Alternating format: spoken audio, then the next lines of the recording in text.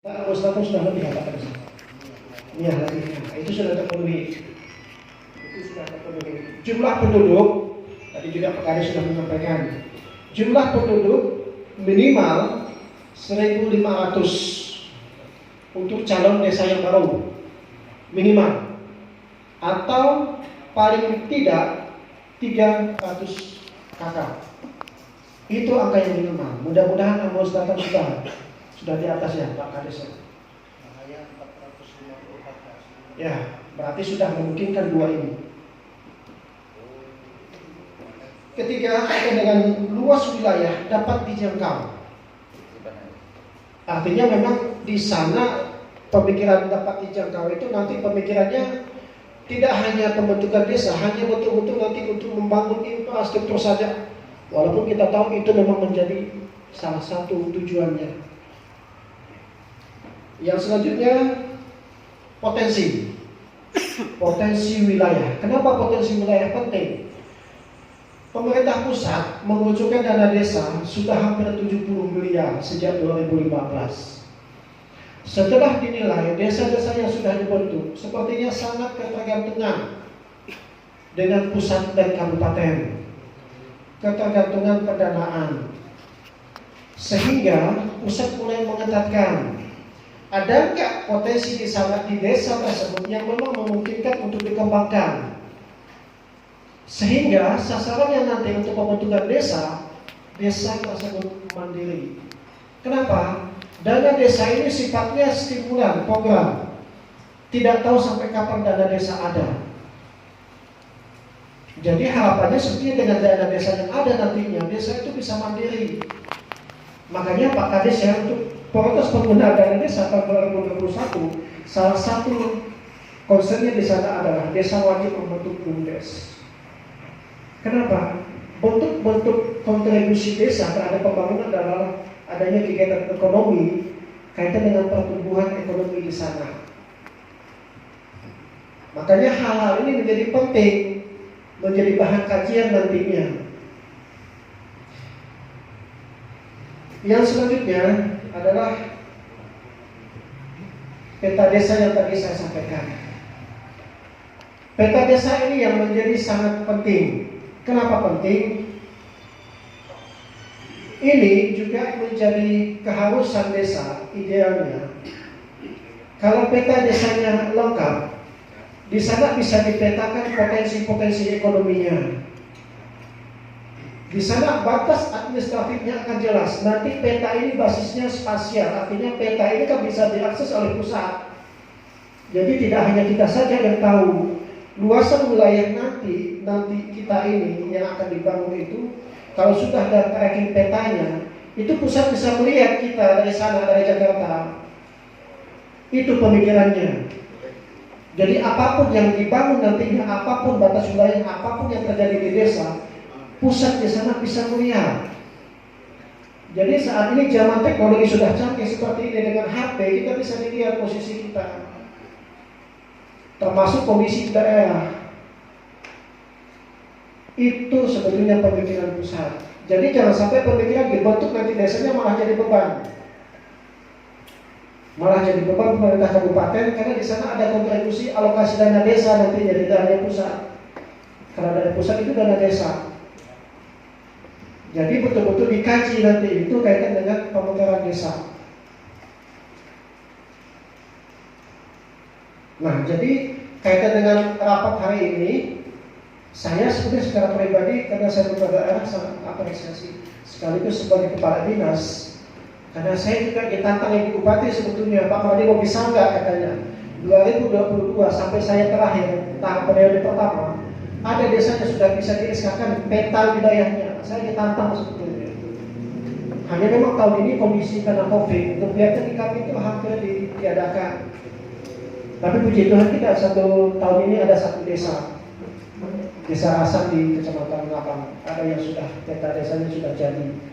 Jadi saya agak bersyukur ceritanya, walaupun tanpa pendanaan kami sudah bisa ada satu desa yang sudah di-SK-kan.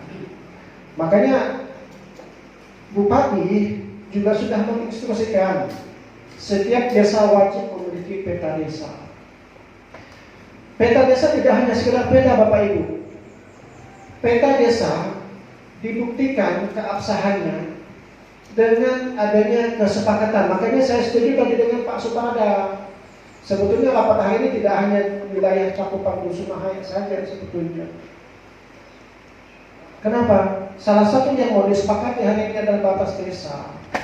Walaupun belum eksekusi pelaksanaan di lapangan, tapi sudah ada informasi awal. Artinya nanti timnya ini tidak hanya desa Mahaya, Dusun Mahaya, tapi Amboyo Selatan. Dan yang menjadi masalah penekanan khusus di sini, karena ini akan ada pemekaran, berarti akan ada dua peta di sana. Satu peta induk, peta Amboyo Selatan, dan satu peta desa pemekaran. Nah, ini tugas tim yang akan dibentuk. Peta ini menjadi hal yang wajib. Informasi dari Dinas PND Provinsi saat ini yang mengajukan untuk pemekaran desa se-Indonesia ada sekitar 300-an desa. Untuk Kalimantan Barat baru 5 desa kalau tidak salah. 5 desa di Kalimantan Barat itu di Kabupaten Kuburaya yang sudah menyampaikan usulan untuk Kalimantan Barat. Jadi 13 kabupaten kota yang belum, termasuk Banak belum menyampaikan. Nah, hasil kesepakatan hari ini dituangkan Pak Kades ya, DPD. Ini gawe DPD sebetulnya Pak Kades. Dituangkan dalam bentuk berita acara. Siapkan berita acaranya. Ya, siapkan berita acaranya. Artinya kan ini tahapan aspirasi masyarakat tadi. Ini maunya masyarakat Bapak Ibu. Nah, seperti itulah gambarannya. Bukan maunya Kades, bukan maunya DPD. Nah, salah satu pertimbangannya adalah aspirasi masyarakat. Nah, setelah berita acara hari ini disiapkan, ditandatangani, sampaikan kepada Bupati melalui camat, juga calon desa pemekarannya, Pak Kades ya. Walaupun masih tahapan, tapi pimpinan tahu ini Amboyo Selatan sudah memulai. Nah, makanya proses selanjutnya yang memang harus krusial dilakukan adalah peta. Makanya kami minta untuk tahun 2021 Pak Kades, peta desa wajib. Karena ini menjadi kata kunci nantinya. Amboyo Selatan punya 2 tanggung jawab, desa induk dan desa pemekaran untuk peta desa. Mudah-mudahan tahun 2021 itu tidak bisa tidak ya, peta desa menjadi satu yang mutlak. Jadi kalau itu belum jadi, prosesnya tidak akan berlanjut. Nah, mudah-mudahan dengan tim nanti dibentuk bisa melakukan percepatan. Jadi tidak hanya bicara untuk Dusun Mahaya saja, tapi untuk Amboyo Selatan juga. Ya, hasil musyawarah desa nantinya setelah penetapan datanya termasuk hari ini sampaikan dengan pimpinan bupati. Kami di kabupaten akan membentuk tim, namanya tim verifikasi.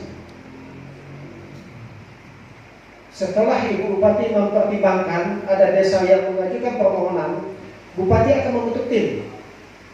Nah, tim ini yang nanti bertugas mengkaji proposal. Nanti kan output pertemuan hari ini kan proposal Pak Kades.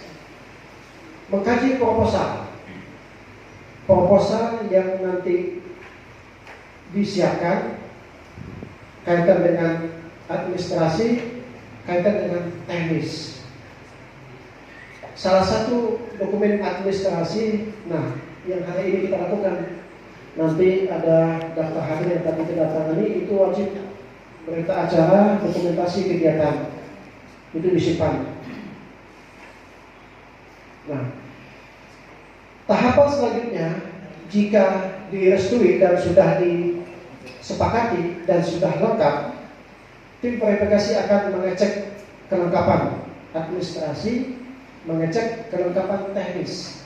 Kalau administrasi yang seperti hari ini, kalau teknis yang tadi saya sampaikan, tim akan mengecek ke lapangan kaitan dengan mana sih desanya, mana sih petanya, mana sih batasnya. termasuk di sana akan melihat betul tidak ada potensi yang sebenarnya bisa dikembangkan di desa. Betul enggak ada tempat atau prasarana atau kantor nanti yang akan diperlukan untuk calon desa pemekaran. Tim ini akan bertugas. Tim ini dibentuk dengan keanggotaan OPD teknis, dinas teknis kabupaten dan akademisi. Nah, setelah hasil kajian tim ada disampaikan kepada bupati. Nah, setelah bupati menilai desa tersebut layak untuk dimekarkan, bupati akan membuat pergub. Disinilah sebetulnya yang tadi kata Pak Nisa sampaikan, perlunya dukungan. Kita ada 2 anggota dewan di sini. Menurut saya lah, saya agak jangan tendensius lah Pak Kadesnya, karena secara teknis saya membawahi 156 desa. Secara pribadi lah saya mendukung ini, tapi secara kelembagaan saya mendukung 156 desa. Jika memang ada pemekaran, inilah fungsinya, bahasanya dukungan. Apalagi saya yakin Pak Nisa dengan Pak Sutarda, komunikasi dengan Ibu Bupati juga sudah bagus, lancar. Inilah bentuk komitmen beliau ini sebetulnya mengawal. Nah, inilah fungsi-fungsi kita sebetulnya di eksekutif di dewan seperti itu, mengawal.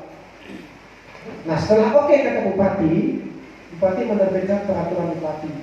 Peraturan Bupati ini disampaikan ke provinsi. Provinsi gubernur dalam hal ini akan mengkaji pergub tersebut. Apakah layak atau tidak? Jika oke, provinsi akan mengeluarkan, ada namanya register.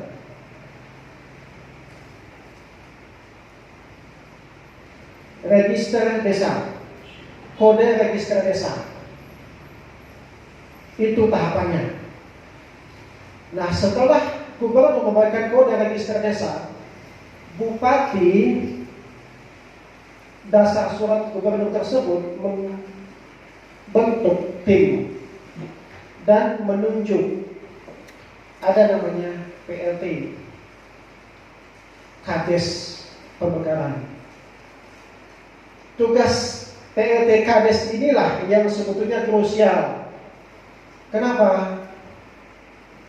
Tugas PLT Kades ini berlaku 3 tahun. Nah, di sanalah ada kontribusi dana desa Pak Kades 30% itu untuk membackup operasional desa pemekaran, 30% dari APBDes. Jadi mudah-mudahan tahun depan bisa cepat dilakukan. Jadi untuk perubahan APBDes-nya tetap di perubahan Pak Kades, karena kita belum tahu disetujui bupati atau disetujui provinsi. PLT Kadesnya ini diangkat dari unsur PNS kecamatan atau kabupaten yang menjalankan tugas sebagai kepala desa. Setiap 6 bulan menyampaikan laporan ke bupati dan gubernur dan pusat. Pusat tidak mau main-main mengkaji ini. Makanya setiap 6 bulan selama 3 tahun. Jadi 3 tahun untuk proses. Jadi selama 3 tahun itu dikaji dari laporan, dari kunjungan ke lapangan, setiap 6 bulan dikaji. Apakah layak? Apakah memungkinkan? Pusat juga menilai nanti, bahkan mungkin ada turun dari kementerian bisa jadi. Dari provinsi biasanya juga turun. Selama 3 tahun itu, setiap 6 bulan disampaikan oleh PLT. Nah, setelah pada tahun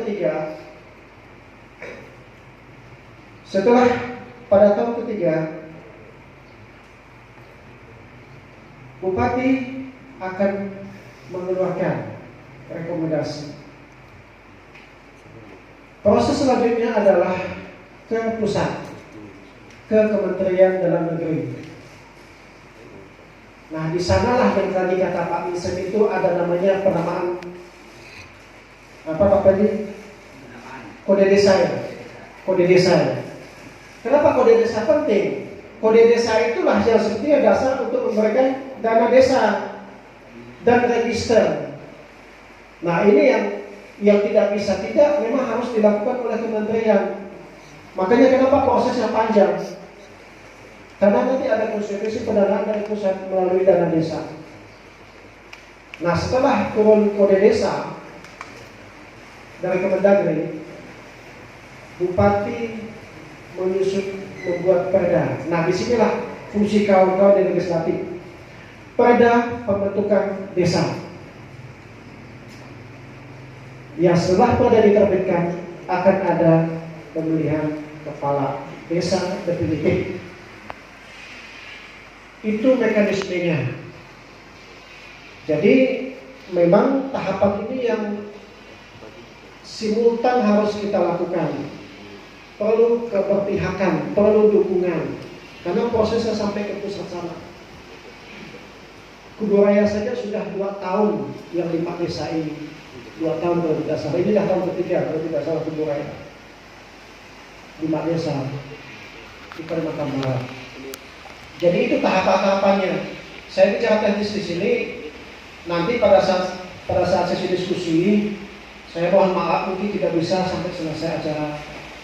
Tapi kaitan dengan teknis bisa nanti disampaikan juga dengan Pak Kades. Karena Pak Kades ini komunikasi dengan saya aktif. Ya, saya tidak, mohon maaf, saya tidak bisa sampai selesai mengikuti kegiatan ini. Karena memang ada kegiatan di Ngabang yang tidak bisa saya lakukan. Saya pikir itu informasi yang bisa saya sampaikan secara teknis. Sekali lagi saya berharap bahwa yang kita rancang hari ini tidak sia-sia. Apalagi rasa-rasanya sudah lengkap kita. Apalagi di pusat juga ada, provinsi juga ada, kabupaten juga ada, eksekutif juga ada. Apalagi yang kurang. Tinggal kemauan kita, tinggal tekad kita. Saya pikir ini yang bisa saya sampaikan. Selamat sore, Adil Kak Marino, Bapak Kak Sarga, Basenya Kak di Batam. Dan saya mohon pamit sekali lagi, tidak bisa membuka acara. Pak PPD, ya, nanti disampaikan dengan saya juga interpretasinya.